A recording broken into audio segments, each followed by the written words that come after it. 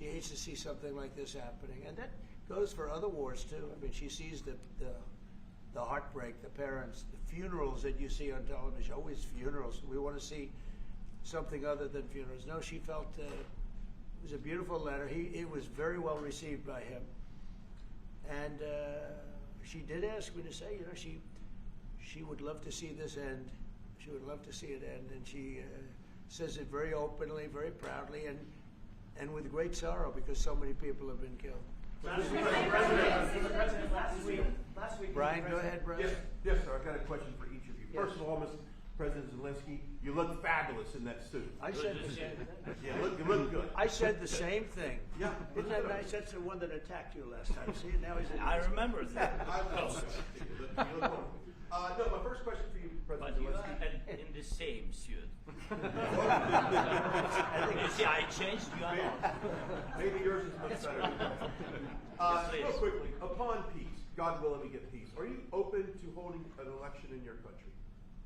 Yes, of course. We are open for election, yes. We have to do safety circumstances. And a little bit, we need to work in the parliament, because during the war you can't have elections, but we can do security. We need, maybe, how to say, we need a truth, yes, everywhere, in the battlefield, in the sky, in the sea, yeah, to make possible for people to do democratic, open, legal elections. So you say we are ready. during the war you can't have elections. So let me just say 3.5 years from now. So you mean if we happen to be in a war with somebody, no more elections? Oh, that's good. I wonder what the fake You like news this is. idea? This is No. Speaking of news, I got a question for you. This sounds insane for me even to ask this. But do you think the American media really doesn't even want a peace deal? Because they've been so critical of you every step of the way as you lead the charge for peace. It's an amazing phenomenon. I said that if in the settlement you got Moscow, St. Petersburg, and thousands of miles around them, they would say, I made a bad deal. The level of hatred and animosity is incredible. Not with all. I mean, we have great people up here. We also have terrible people up there that I think are told what to say. But, you know, in solving all of these wars, they don't even write about it. You know, I saw major wars. I saw wars that have been going on for 31, 35, and 37, and a couple of quicker ones. One that was going to go into a full-blown deal very quickly. You know what the one I'm talking about. It was a big one. But they don't even write about that. No matter what I do, no matter what, and you know, this is not anything to do with you. It's probably to your advantage in a certain way. But no matter what I do, no matter what deal I make, from my standpoint, you'll come out good. Maybe President Putin will come out good. But they'll say, Trump was absolutely horrible. It's just that, and I've lived with that for a long time. I've lived with it since just before the first election. I used to get great publicity. Now I get the worst publicity anyone's ever gotten in office, but I won in a landslide, so that people understand. They're the only ones that count, ultimately. But I've also had great reporters. I've had journalists that are very good. But it's very sad when you do the right thing. As an example, they said, because of the fact that Vladimir Putin came to American soil, this was a tremendous defeat for Donald Trump. No, it was really wonderful that he did it. It was a hard thing for him to do, to be honest with you. It was the opposite of what they said, but they said it. Now, if he didn't come, they'd say that was also bad for Trump. Yeah, there's no way. And there's just a great dishonesty of the press, and I think that's why it's lost its credibility. You know, its credibility is at an all-time low. We have a thing going on right now in D.C. We went from the most unsafe place anywhere to a place that now friends are calling me up, Democrats are calling me up, and they're saying, sir, I want to thank you. My wife and I went out to dinner last night for the first time in 4 years, and Washington, D.C. is safe, and you did that in 4 days. I'll tell you, it's safe. I had another friend of mine. He has a son who's a great golfer. He's on tour, and he came in fourth yesterday in the big tournament where Scotty Scheffler made the great shot. And He said his son is going to dinner in Washington, D.C. tonight. I said, would you have allowed that to happen a year ago? He said, no way, no way. He said, what you've done is incredible. And I think the people realize it. But the press says, he's a dictator, he's trying to take over. No, all I want is security for our people.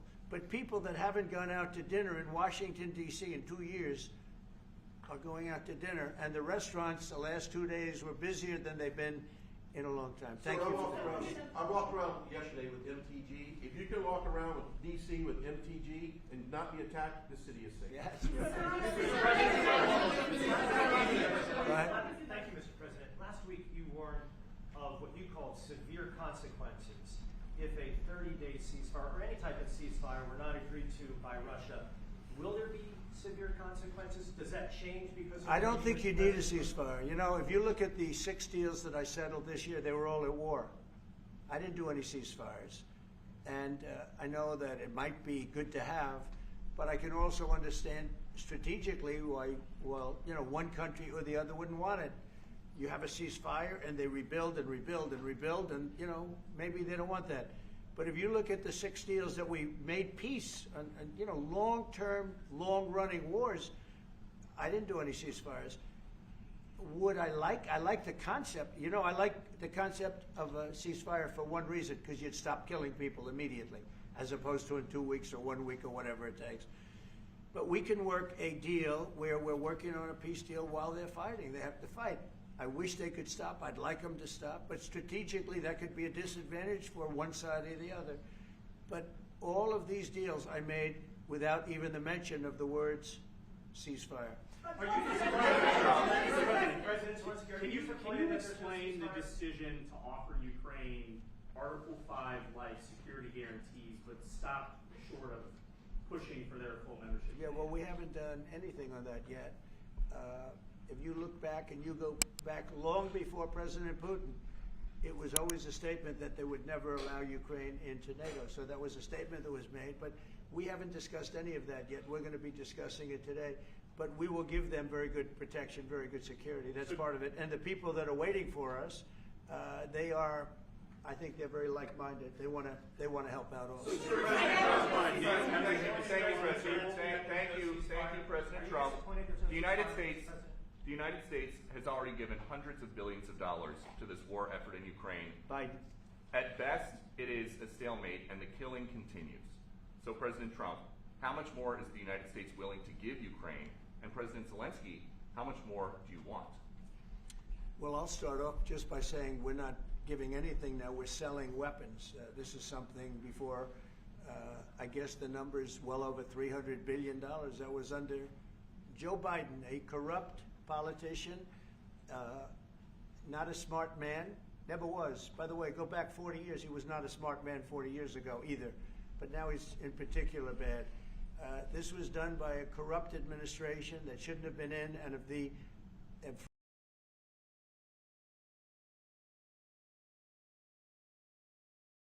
frankly, if the right results of the election were given, if I were president, this war would have never taken place, and he would have been very happy, because he would have liked to have seen. I mean, they went through hell. He went through hell. This war would have never happened, and the people that were killed, a couple of million people, a lot of people with soldiers and everything else, and the people that have been displaced and forced into other areas and other countries because of what's happened, none of that would have happened. And I'm just saying that he was a horrible president, whether it was the borders or this. He was just a horrible, corrupt president. Mr. President, You want to answer? I can. Thank you so much. So first of all, we have possibility now to buy weapons from the United States. We are thankful for this program and this opportunity. We are thankful for Europe. They pay for this. And through NATO program for Tumble Pearl and etc., we have some programs where we can have some money to finance this. And this is a part, I think, it's not a part for the war and to defend us. It also will be a part for security guarantees, to strengthen our army, to rearm Ukrainian army. This is very, very important. And it depends how much money we need to rearm. For example, the question of air defense, we spoke about it with President Trump, And I'm happy that we have now bilateral decisions, and we work on it with production, American production. Nobody in Europe has so many air defense like Patriots, for example. We need it very much, and this is also about defending. And I think, I think the good news, we make the best military equipment in the world by far. You mentioned the Patriots. How good are they? Systems. We have systems, they're literally 100% foolproof. And it's really like shooting two bullets, two bullets hitting each other in the air in a space like this. The chance is 100%. It's 99 to 100%. So we sell the equipment to NATO. And NATO does what, I don't know what the arrangement is that you have with, but I know that they want you to have the equipment. And we're getting the best equipment in the world, but they pay us for the equipment. Under Biden, it was just crazy what was going on. I believe the number is over 300. I think it could be $350 billion worth of equipment and money and everything else. And we've made more progress in settling this war in the last 2 months than they made in 4 years. This should have been settled a long time ago, but it should have never happened. Yeah, please. You pushed out on social media. Brian, go first. You pushed out on social media about doing away with mail-in ballots and potentially electronic voting machines. Can you explain on that? How? Well, I will. That's a very off-topic. Just really quickly, mail-in ballots are corrupt. Mail-in ballots, you can never have a real democracy with mail-in ballots. And we, as a Republican Party, are going to do everything possible that we get rid of mail-in ballots. We're going to start with an executive order that's being written right now by the best lawyers in the country to end mail-in ballots because they're corrupt. And you know that we're the only country in the world, I believe, I may be wrong, but just about the only country in the world that uses them because of what's happened. Massive fraud all over the place. The other thing we want change are the machines. For all of the money they spend, it's approximately 10 times more expensive than paper ballots. And paper ballots are very sophisticated with the watermark paper and everything else. We would get secure elections. We'd get much faster results. The machines, I mean, they say we're going to have the results in 2 weeks. With paper ballots, you have the results that night. Most people, many countries use paper ballots. It's the most secure form. So between paper ballots, very, very important, paper ballots, and I think maybe even more important, the mail-in voting. We're going to end mail-in voting. It's a fraud. If you have mail-in vote, even Jimmy Carter with this commission, they set it up. He said the one thing about mail-in voting, you will never have an honest election if you have mail-in. And it's time that the Republicans get tough and stop it because the Democrats want it. It's the only way they can get elected. Because with men and women's sports and with transgender for everybody and open borders and all of the horrible things, and now the new thing is they love crime. They're fighting me on the fact that I've made Washington, D.C. safe. We're not going to get mugged, beaten up, or killed like all the people you've been watching get so badly hurt. I'm glad, I hate to take your time in this, but I'm glad you asked me that question. We're going to stop mail-in ballots because it's corrupt. You know, when you go to a voting booth and you do it the right way and you go to a state that runs it properly, you go in, they even ask me. They asked me for my license plate, for identity. I said, I don't know if I have it. He said, sir, you have to have it. I was very impressed, actually. But it's very hard to cheat with mail-in voting. As you know what happens in California, it's so corrupt, where some people get 5, 6, 7 ballots delivered to them. Now, we got to stop mail-in voting, and the Republicans have to lead the charge. The Democrats want it because they have horrible policy. If you have mail-in voting, you're not going to have many Democrats get elected. That's bigger than anything having to do with redistricting, believe me. And the Republicans have to get smart. We're not going to have a country. I said for a long time at rallies, you need borders and you need free and fair elections. Those two things. Otherwise, you don't have. We have strong borders now. In 90 days, Mr. President, we didn't have 0, 0, and 3 months. Not one person came in illegally into our country. In fact, even I find that hard to believe, but it's run by a little bit of a liberal group that put out the numbers, so I guess it's, but 0, 0, and 0. You go back a year ago, 2 years ago, 3, millions of people poured into our country. It was terrible. Thank you very much. What guarantees do you need from President Trump to be able to make a deal? Is it American troops, intelligence, equipment? What is it? Everything. And really, it includes two parts. First, strong Ukrainian army. That's what I began to discuss with your colleagues.